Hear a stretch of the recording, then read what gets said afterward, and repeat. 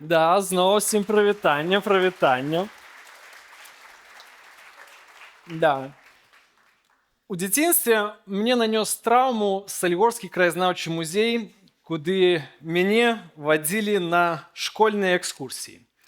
Там у раздзеле «Культура беларусаў» была прадстаўлена Беларусь в лапцях. Косы, палкі-капалкі, нейкія фігуры каней. І калі падлетак глядзіць на ўсё гэта, то ў галаве міжволі паўстае вобраз Беларусі як несчастнай калхознай краіны. Я думаю, што ёсць, конечно, контраргумент адносна Салігорска. Маўляў, чаго вы чакалі ад маладога прамысловага горада. Окей, але побач знаходзіцца горад Слуцк. Калі вы калі-небудзь бывалі ў Слуцку, ці, прынамсі, праязджалі праз яго, то у вас магло ўзнікнуць такое ж пытанне, што ў мяне.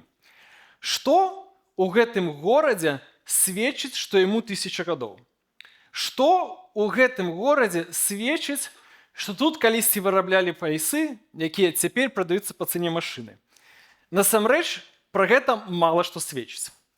Пры гэтым я не хочу крытыкаваць лапці, Салігорскі краязнаўчы музей, Слуцк. Лапці – гэта топ.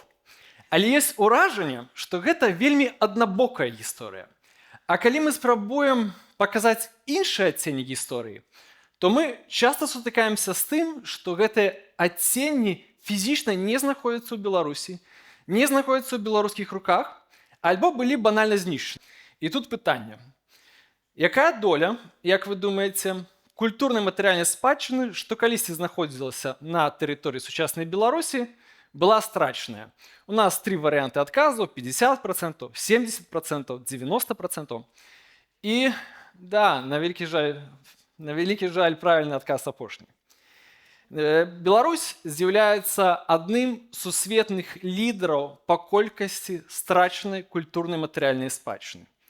Кнігі, карціны, іконы, знойдзеныя ў зямлі скарбы, архітэктура, амаль усё, што калісьці знаходзілася на тэрыторыі Беларусі, было знішчана. Адны даследчыкі называюць лічбу 99%, іншыя кажуць пра 93%, але як ні паглядзі, гэта амаль што ўсё. Вось мы ўзгадалі Слуцк. У Слуцку было выткана каля 100 000 слуцкіх паясоў. Сёння ў Беларусі знаходзіцца 5 цэлых арыгінальных паясоў. У суседніх краінах ёсць старабеларускія рукапісы раней 16 стагоддзя. У Беларусі іх няма. Як так сталася? Ёсць 3 асноўныя прычыны. Войны, рэпрэсіі і ўласная абыякавасць. Можна пачаць з вайны, асабліва другой сусветнай, яна прынесла акурат найвялікшыя страты. Менавіта тады, падчас эвакуацыі, быў страчаны крыж Ефрасіні Полацкай, з галоўнай бібліятэкі вывезлі, амаль што ўсё адтуль вывезлі, статуты ВКЛ, выданні Скарыны, рукапісы Богдановича, Купалы, Коласа.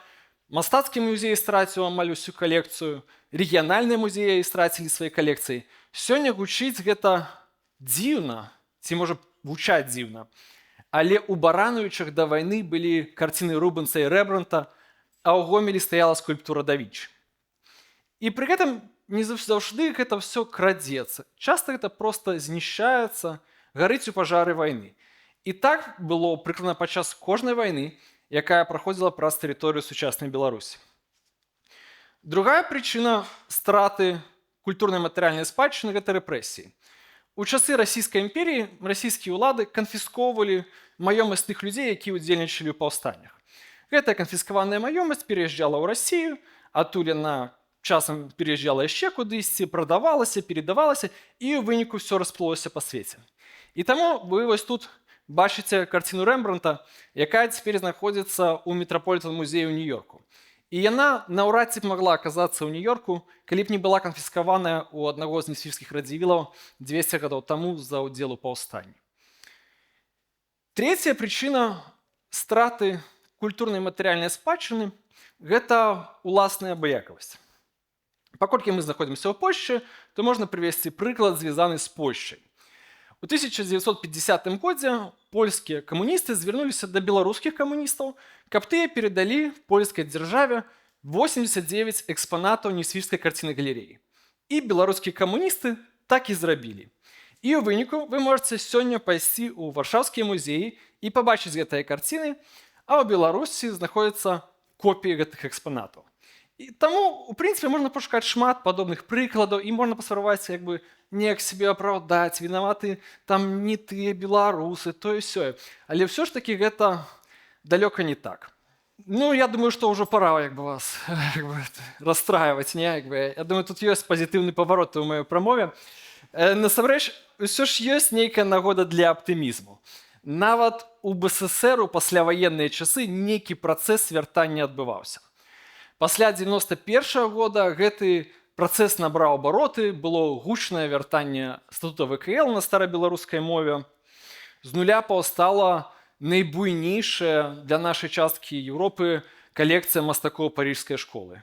Ева, якую мы 20 гадоў таму, пэўна, асабліва і не ведалі, цяпер стала нам як родная. І нават цяпер, у даволі цёмныя часы, у эміграцыі паўстаюць ініцыятывы, якія займаюцца вяртаннем культурнай матэрыяльнай спадчыны. Самае важнае, што паволі і з болем адбываецца, гэта тое, што ў нас з'яўляецца больш складанае разуменне ўласнай гісторыі, а не проста там 2-3 факцікі і прыпеў у залежнасці ад палітычных прэферэнцый кожнага з нас.